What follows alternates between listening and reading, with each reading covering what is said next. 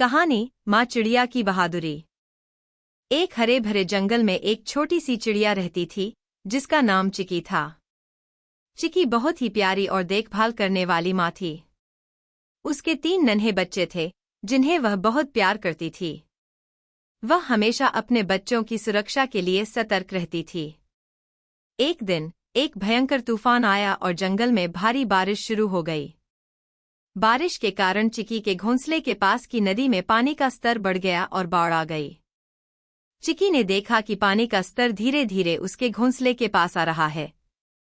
वह घबरा गई और तुरंत अपने बच्चों को सुरक्षित स्थान पर ले जाने का निर्णय लिया। चिकी ने अपने नन्हे बच्चों को एक एक करके अपनी पीठ पर बिठाया और उन्हें सुरक्षित स्थान पर ले गई। वह कई बार चक्कर लगाकर अपने बच्चों को सुरक्षित स्थान पर ले जाती रही जब तक कि सभी बच्चे सुरक्षित नहीं हो गए।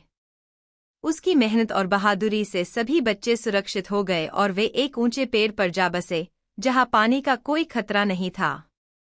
कुछ दिनों बाद जब मौसम साफ हो गया और सब कुछ सामान्य हो गया तो चिकी ने अपने बच्चों के साथ नया घोंसला बनाना शुरू किया। लेकिन एक दिन जब चिकी अपने बच्चों के लिए खाना ढूंढने गई तो उसने आसमान में एक विशाल बाज को उड़ते हुए देखा।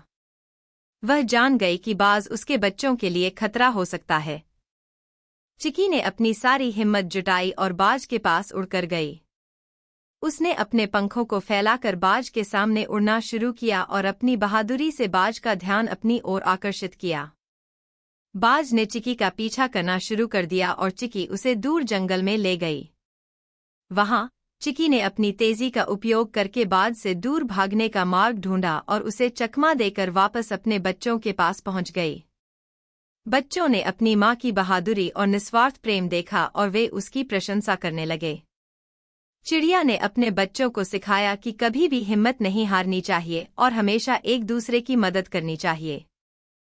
सीख। इस कहानी से हमें यह सीखने को मिलता है कि माँ का प्रेम और साहस असीम होता है और वह हमेशा अपने बच्चों की सुरक्षा के लिए तत्पर रहती है।